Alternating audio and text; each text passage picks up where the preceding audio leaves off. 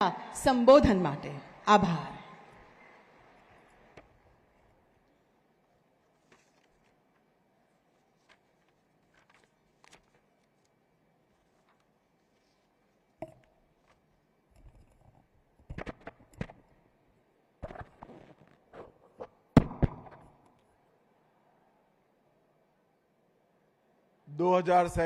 में महान भारत की रचना के संकल्प की पूर्ति के लिए बहुत महत्वपूर्ण आज के इस कार्यक्रम स्टार्टअप इंडिया कॉन्क्लेव 2025 में मेरे साथ आज मंच पर उपस्थित श्रीमान भूपेंद्र भाई पटेल,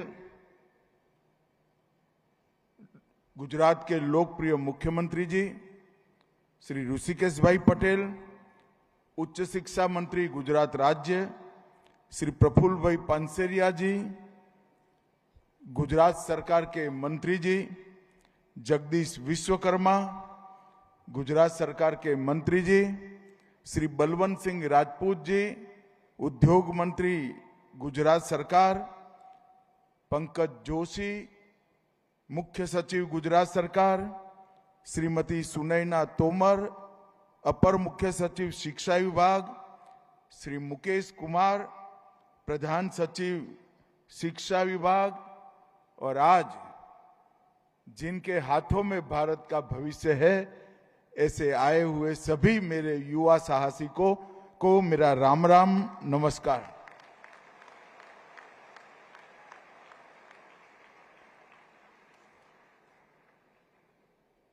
स्टार्टअप कॉन्क्लेव 2025 का आज शुभारंभ होने वाला है. ये 2 दिन के अंदर इसी महात्मा मंदिर में गांधीनगर गुजरात की राजधानी में भारत को आगे बढ़ाने के लिए, भारत को हर क्षेत्र में दुनिया में सर्वोच्च बनाने के लिए और विशेषकर आप लोगों के जीवन में एक समय अनुकूल परिवर्तन लाने के लिए यहां पर चिंतन होने वाला है. ये 2 दिन का कॉन्क्लेव मोदी जी ने जो मिशन शुरू किया है, स्टार्टअप की दुनिया में भारत की पहचान बनाने का, इसके सभी पहलुओं पर चिंता भी करेगा, चिंतन भी करेगा और समाधान भी ढूंढेगा. और यहां पर बहुत सारे वेंचर कैपिटलिस्ट आए हैं, इन्वेस्टर आए हैं, मेंटर्स आए हैं, इंडस्ट्री से जुड़े हुए लोग भी आए हैं, और सबसे ज्यादा स्टार्टअप की दुनिया में गति देने की जिन पर जिम्मेदारी है, ये सभी स्टूडेंट भी आज यहां पर उपस्थित है. मैं आप सभी का हृदय से स्वागत करता हूं. आज का स्टार्टअप कॉन्क्लेव इनोवेट, एलिवेट और एक्सेलरेट, ये 3 मंत्रों की थीम पर गुजरात में होने जा रहा है. और ये गुजरात में 2023 में पहले स्टार्टअप कॉन्क्लेव के अनुसंधान में हुआ है. उसमें लगभग 250 स्टार्टअप ने अपना प्रदर्शन किया था. यूनिकॉर्न स्थापित कंपनियों ने भी अपना प्रदर्शन किया था. और उससे जो अनुभव आया और उससे जो फायदा हुआ, इसी का विश्लेषण कर गुजरात सरकार ने आज 2025 में स्टार्टअप कॉन्क्लेव 2025 का शुरुआत किया है.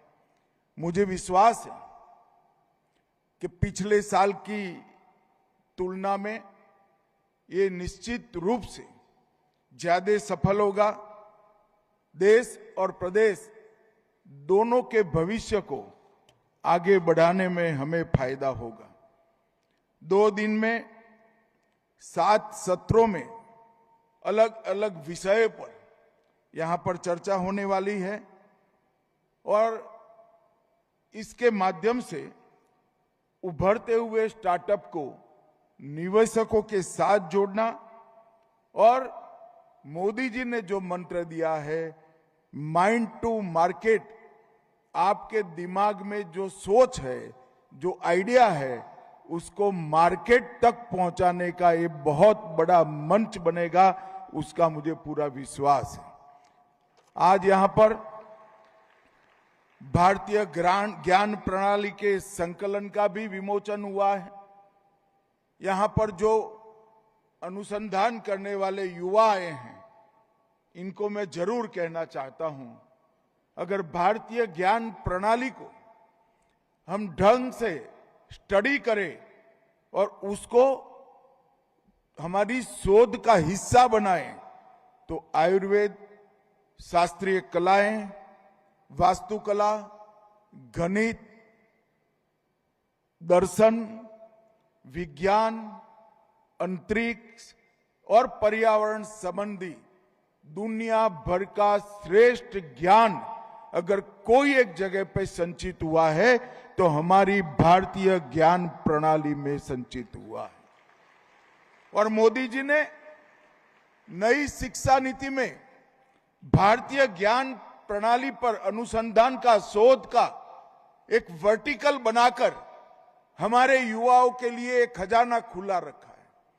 और अब पांडुलिपियों को भी अच्छे तरीके से संग्रहित कर कर, इस पर अनुसंधान कर कर जो ज्ञान हमारी पांडुलिपियों में पड़ा है, वो भी आप सभी के लिए उपलब्ध कराने का एक प्रयास भारत सरकार कर रही है। मैं सभी युवाओं को जरूर कहना चाहता हूं और बड़े विश्वास के साथ कहना चाहता हूं, हमारी धरोहर में, भारतीय ज्ञान प्रणाली में जो खजाना पड़ा है ज्ञान का, वो खजाना आपका बेस बन सकता है, आपके लिए नींव का काम कर सकता है और उस पर खड़े होकर आप विश्व में सर्वश्रेष्ठ अनुसंधान कई क्षेत्रों में कर सकते हैं। ये मानकर ये भारतीय ज्ञान प्रणाली संकलन का विशेष आप उपयोग करिए। नई शिक्षा नीति, इसके डैशबोर्ड का भी उद्घाटन हुआ, कॉफी टेबल बुक का भी विमोचन हुआ और एनईपी के 5 साल के इम्प्लीमेंटेशन का भी यहां पर एक दस्तावेज सबके सामने रखा गया है। निश्चित रूप से ये सारे दस्तावेज आप सभी के लिए बहुत उपयोगी हैं और उचित ही किया है गुजरात सरकार ने कि आज के कार्यक्रम के साथ ही इस सभी का विमोचन का कार्यक्रम भी रख लिया है। मित्रों, आज स्टार्टअप कॉन्क्लेव में हम खड़े हैं। मैं सभी बच्चों को कहना चाहता हूं, 2014 के पहले इसका हम विचार ही नहीं कर सकते थे। स्टार्टअप के क्षेत्र में भारत के युवाओं के लिए एक ही बात थी, अगर इनोवेशन करना है, शोध करनी है, विचारों को जमीन पर उतारना है, तो भारत छोड़कर विदेश जाना पड़ेगा, जो सबके बूते में नहीं था। और इसके कारण 2000 में भारत में स्टार्टअप सिस्टम और इसकी इकोसिस्टम का विशेषकर कोई अस्तित्व ही नहीं था। पूरे भारत में 2014 में 500 से कम स्टार्टअप थे। केवल गिने चुने शहरों में स्टार्टअप उपलब्ध थे और स्टार्टअप का स्वप्न देखना केवल विदेशी शिक्षा प्राप्त करने वाले बच्चों के लिए ही संभव था, समृद्ध बैकग्राउंड वाले बच्चों के लिए ही संभव था और महिला नेतृत्व तो बिल्कुल शून्य था। और पिछड़ा वर्ग जो देश की 70% आबादी है, टायर 2 सिटी जो देश के लिए बहुत बड़ी अपेक्षा जिनसे हैं, वो क्षेत्र में 0 स्टार्टअप थे। और आज 14 से 24 के 10 साल के अंदर मोदी जी ने 2016 में स्टार्टअप इंडिया की शुरुआत की और आज मैं दावे से कह सकता हूं, भारत विश्व में विश्वस्तरीय स्टार्टअप इकोसिस्टम बनाने में सबसे तेज गति से आगे निकलने वाला देश बन चुका है।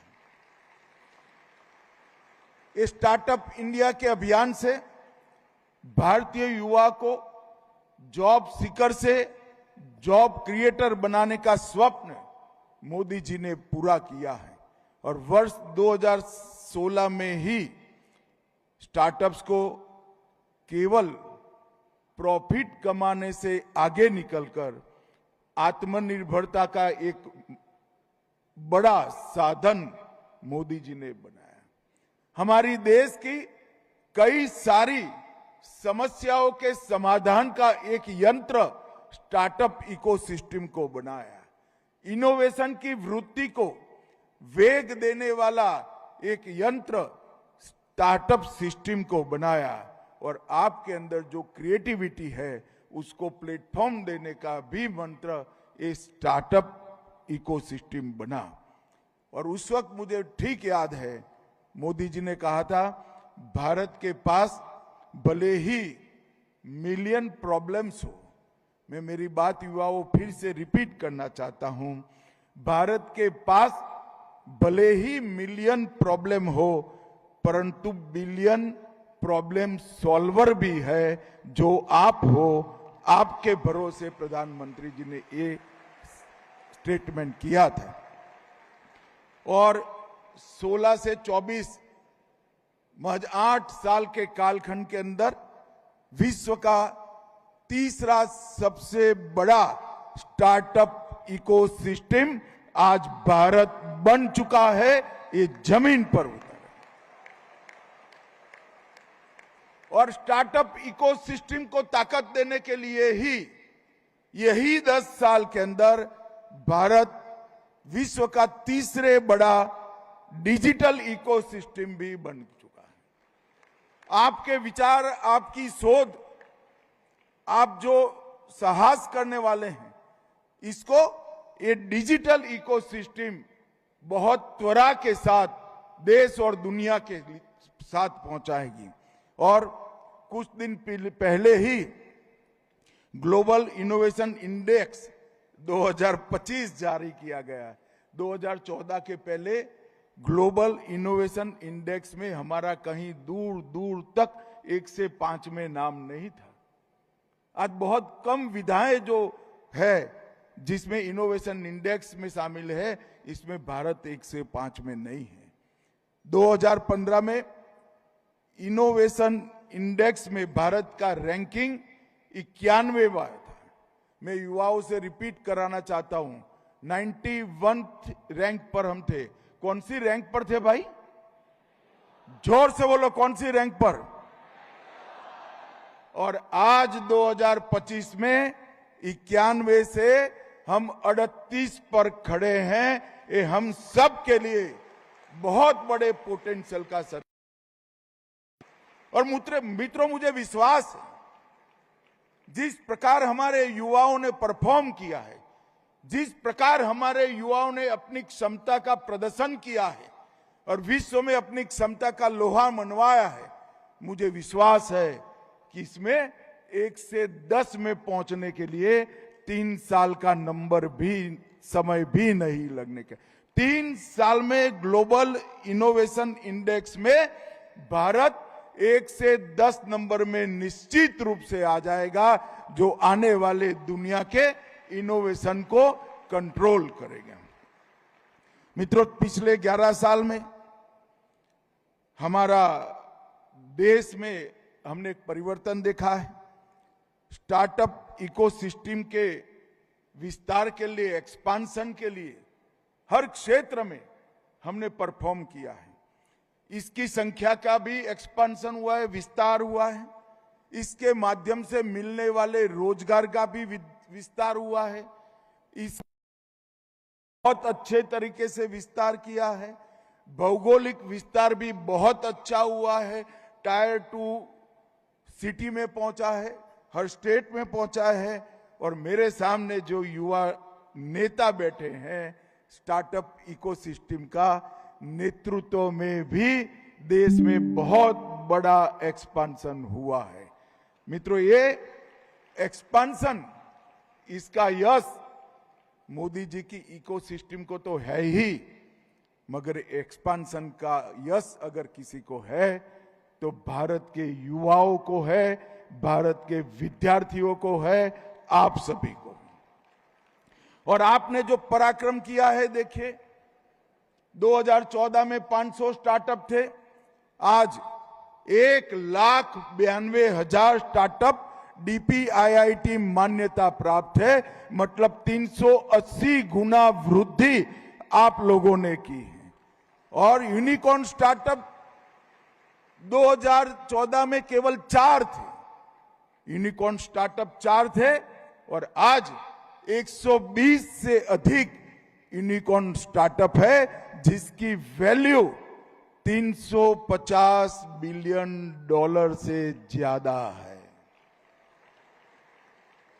यही बताता है कि हम में अगर प्रतिभा पड़ी है तो मोदी जी ने जो इकोसिस्टम बनाया है, भारत सरकार, गुजरात सरकार ने जो इकोसिस्टम बनाया है, इसका उपयोग कर कर हम भी यूनिकॉर्न स्टार्टअप देखते देखते देखते बन।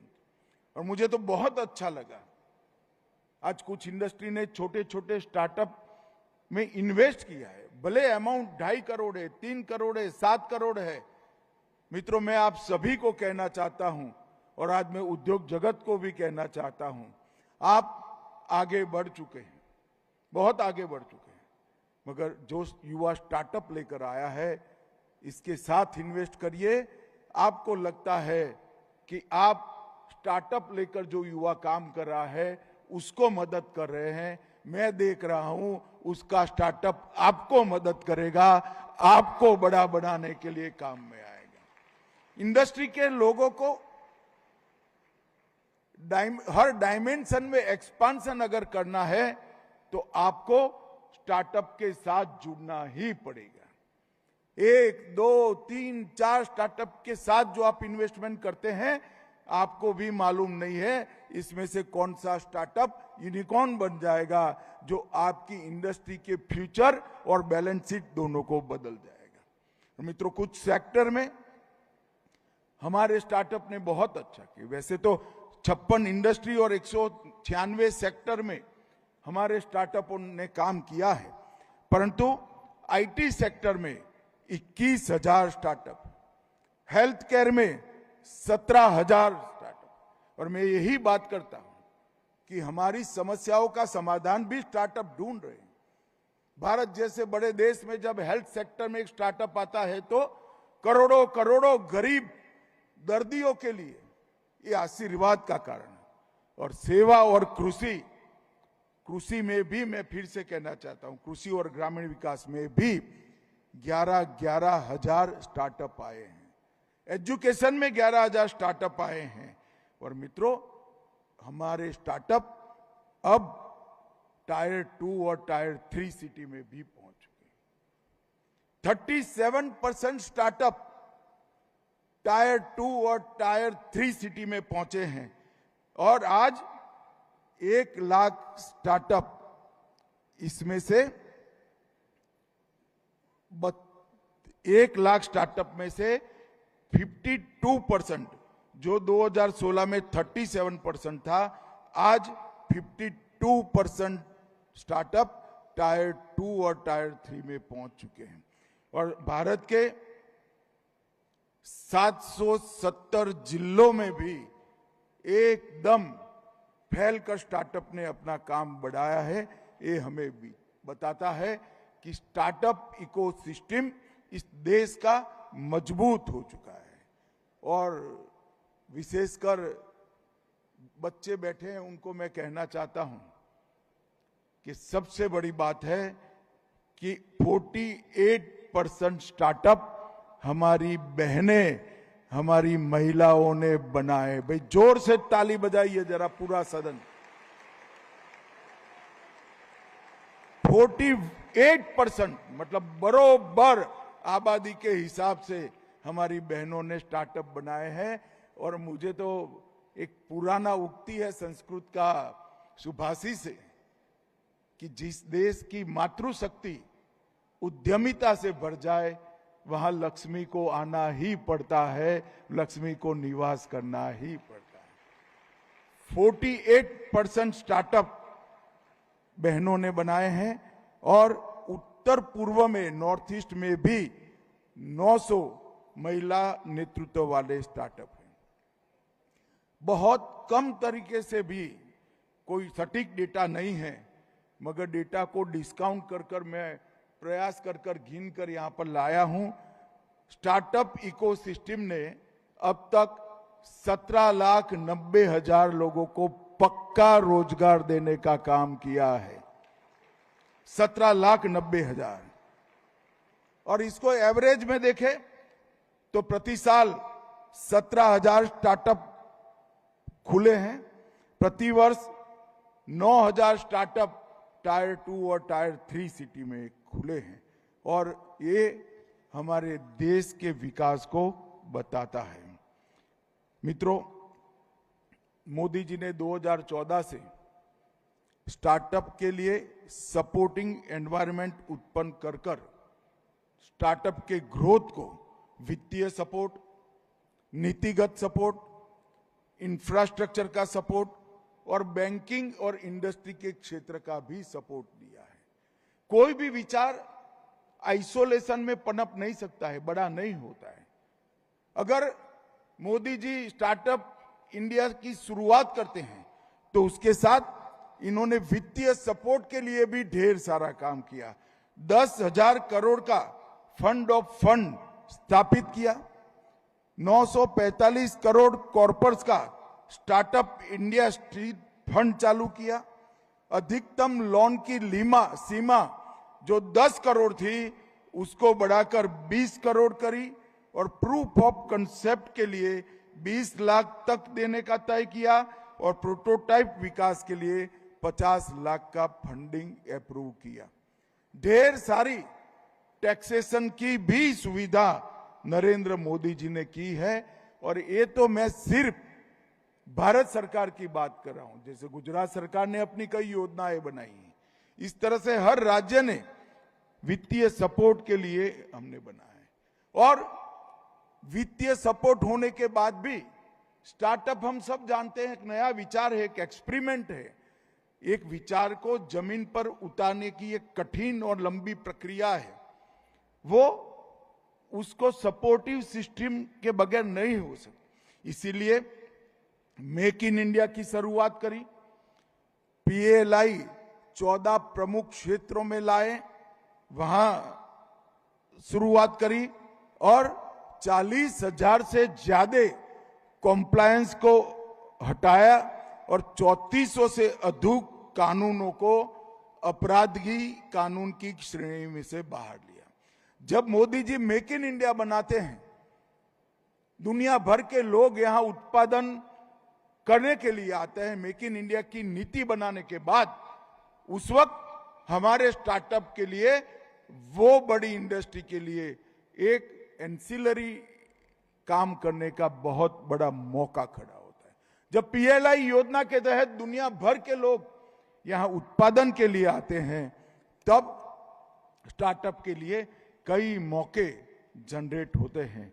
और अभी अभी GST का नवरात्रि के पहले दिन जो सरलीकरण किया है, वो कोई नहीं कर सकता साहब, मोदी जी ही कर सकते हैं। मैं आज युवाओं को एक बात बताने आया हूं। बहुत समय के बाद देश का करदाता और देश की जनता विश्वास कर सके, ऐसा नेता देश में आया है। जब GST शुरू किया, सब कहते थे फेल हो जाएगा। 16 बिक्री कर एक साथ मर्ज कर पूरे देश का एक कर बनाना एक स्वप्न था। वो उन्होंने हिम्मत से के साथ किया, सभी राज्यों को साथ लिया। 80,000 करोड़ से शुरुआत हुई थी और GST 80,000 करोड़ से 2 लाख कलेक्शन तक पहुंच गए। 2 लाख, पहले 80,000 करोड़ की शुरुआत थी, वो 2 लाख तक पहुंचे। वैसे तो 60,000 से शुरुआत थी, मगर थोड़ा पुख्ता होने के बाद 80,000 करोड़ हुआ, 2 लाख करोड़।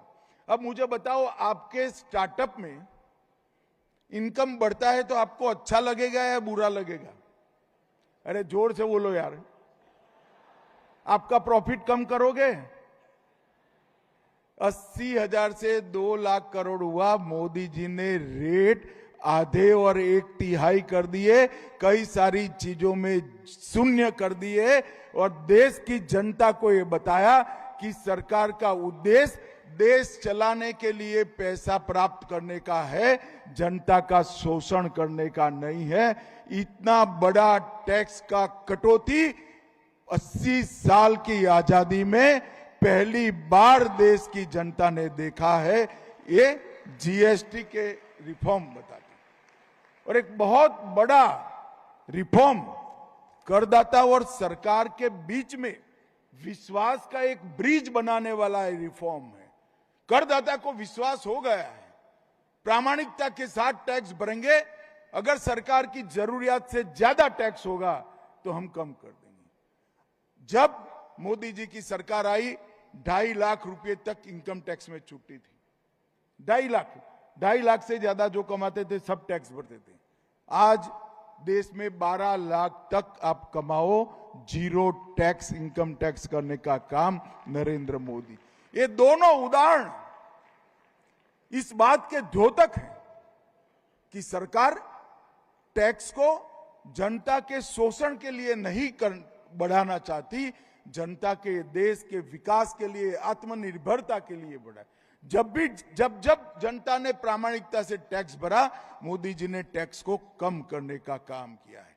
मित्रों, ये बहुत बड़ी हिम्मत चाहिए इसके लिए और मोदी जी का ये कदम आने वाले कई दशकों के लिए हमारे अर्थतंत्र के लिए, करदाता और भारत सरकार के बीच में एक सेतु का, विश्वास के सेतु का काम करेगा, इसका मुझे विश्वास है। आपके स्टार्टअप के लिए infrastructure support, digital India, UPI payment system, jam, Trinity, ये सब आपको बढ़ाने के लिए काम करते हैं। भारत नेट परियोजना के तहत 2 लाख ग्राम पंचायतों को हमने नेट से जोड़ा है। अटल इनोवेशन मिशन, अटल टिंकरिंग लैब स्टार्टअप का शुरुआत का स्तर है। अटल टिंकरिंग लैब्स के कई स्कूलों में मैंने विजिट किए हैं। 12-12, 13-13 साल के बच्चे इतने अद्भुत प्रयोग लेकर आते हैं। रिसर्च करने का इनका जो दिमाग है, सोचने की प्रक्रिया है, उसको सेट होते हुए मैंने देखा है। और मित्रों, आपके सपोर्ट में फिजिकल इंफ्रास्ट्रक्चर को भी बहुत बड़ा है। बैंकिंग रिफॉर्म्स, बैंक और टैक्स के रिफॉर्म्स भी आपके लिए बहुत बड़ी मात्रा में करने का काम किया है, जो जब आप आगे बढ़ेंगे आपके सपोर्ट में खड़ा हुआ दिखाई पड़ेगा। गुजरात सरकार में कल ऋषिकेश भाई और सुनैना बेन कार्यक्रम के बारे में मुझे बताने के लिए मिले थे। मैं एक सार्वजनिक रूप से स्वीकार करना चाहता हूं, गुजरात सरकार ने स्टार्टअप में इतना अद्भुत काम किया है। यहां से सांसद होने के बावजूद भाई मुझे मालूम नहीं था, मुझे कल ही मालूम हुआ। और इसी के कारण गुजरात लगातार 4 साल से समग्र देश में स्टार्टअप में नंबर 1 बनकर उभरा है। मित्रों, नंबर 1 बनकर। मोदी जी ने जो विचार दिया, इसको भूपेंद्र भाई, ऋषिकेश जी और हमारे अफसरों की टीम ने बहुत अच्छे तरीके से जमीन पर उतारा है। गुजरात को स्टार्टअप क्रांति का केंद्र बनाया है और देश में टॉप 5 राज्यों में 16,000 स्टार्टअप के साथ आज गुजरात है। और अहमदाबाद भी, जरा जोर से ताली बजाना भाई, मेरा शहर है।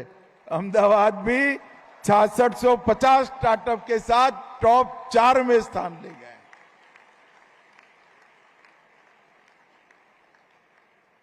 चाहे इंडस्ट्री की बात हो, चाहे स्टार्टअप की बात हो, चाहे व्यापार की बात हो, गुजरात भला कैसे पीछे रह सकता है। व्यापार गुजराती की नस नस में है, शोध अनुसंधान गुजरात की नस नस में है और साहस गुजरातियों का स्वभाव है। और आज स्टार्टअप के क्षेत्र में भी हमने कर दिखाया है। लगातार 4 साल तक स्टार्टअप रैंकिंग में बेस्ट परफॉर्मर राज्य गुजरात रहा है। 8 लाख SSIP के माध्यम से 8 लाख विद्यार्थियों तक गुजरात सरकार ने अपनी पहुंच बनाई है। 339 संस्थानों को फंड की सहायता की है और 726 स्टार्टअप को सपोर्ट किया है। और मैं सबसे बड़ा धन्यवाद करना चाहूंगा कि आई हब गुजरात लगभग 1.5 लाख एकड़ में, स्क्वायर फुट में कैंपस जो 620 स्टार्टअप को आज तक सहायता दे चुका है। मैं यहां से हर एक राज्यों को भी कहना चाहूंगा कि गुजरात का आई हब देखकर अपने राज्य में इस दिशा में आगे बढ़ना चाहिए, ऐसी व्यवस्था है। और मुझे कल ऋषिकेश भाई और सुनैना जी ने बताया कि अब रीजनल आई हब भी वो खोलने की तैयारी कर रहे हैं। वो बहुत बड़ी बात है। 57,000 हैकेथॉन प्रतिभागी गुजरात में इस सिस्टम से निकले हैं और निश्चित रूप से आपके स्टार्टअप को ग्रीन सिटी, हमारा गिफ्ट सिटी खूब अच्छे तरीके से मदद रूप होगा। मित्रों, मोदी जी ने 2015 में ही गुजरात में अपनी स्टार्टअप पॉलिसी बनाने का आग्रह किया था, वो लागू हो गई है। और मैं आज गर्व के साथ कह रहा हूं, देश में स्टार्टअप हमारे इमर्जिंग सेक्टर्स में सबसे पहले स्थान पर है। इसमें विश्व में किसी को भी संशय नहीं है। और इस सेक्टर की स्पीड, साइज, स्कोप और स्केल, स्पीड, साइज, स्कोप और स्केल चारों में बहुत व्यूहात्मक रूप से बढ़ोतरी करने का मोदी जी ने जो कार्य योजना बनाया, आज जमीन पर उतरते हुए देखता है। और भारत देश का दुनिया का सबसे युवा देश है। और मैं देख रहा हूं, जब हमारे युवा स्टार्टअप को लेकर आगे बढ़ते हैं तो भारत को समृद्ध बनाने में हमारे युवाओं का, हमारे विद्यार्थियों का सबसे बड़ा योगदान है। मित्रों, आज मैं यहां पर स्टार्टअप पर जो काम कर रहे हैं जो बच्चे, उनको कृषि पर, एग्रो स्टार्टअप्स पर काम करने के लिए भी आह्वान करना चाहूंगा। हमारी आध्यात्मिक economy, tourism economy, adventure tourism की economy, circular economy, knowledge economy और एनवायरनमेंट की इकोनॉमी पर भी आप काम करिए। ढेर सारी संभावना पड़ी है मित्रों। क्षमता दोहन की आप में होनी चाहिए। सरकार, चाहे गुजरात सरकार हो चाहे भारत सरकार, चट्टान की तरह आपके साथ खड़ी है। आपके हर स्वप्न को जमीन पर उतारने के लिए नरेंद्र मोदी जी और भूपेंद्र पटेल के नेतृत्व में दोनों सरकार आपको हर संभव मदद करने के लिए तैयार है। अंत में मैं इतना ही कहना चाहता हूं, मोदी जी ने जो न्यू इंडिया की कल्पना की है, न्यू इंडिया की बैकबोन मेरे सामने बैठे हुए हमारे युवा है, हमारे स्टार्टअप है। आप लोगों को कर कर दिखाना है कि भारत कुछ भी कर सकता है। भारतीयों के लिए हर चीज संभव है। न्यू इंडिया का जब इतिहास लिखा जाएगा 25-50 साल के बाद, उस वक्त न्यू इंडिया की बैकबोन हमारा स्टार्टअप इकोसिस्टम होगा, हमारे युवा होंगे, हमारे युवा शोधकर्ता होंगे। आप सभी को ये 2 दिन की कॉन्क्लेव की अनंत अनंत शुभकामनाएं। और आपके जीवन में आप प्रगति करो, इसलिए भी अनंत अनंत शुभकामनाएं। वंदे मातरम।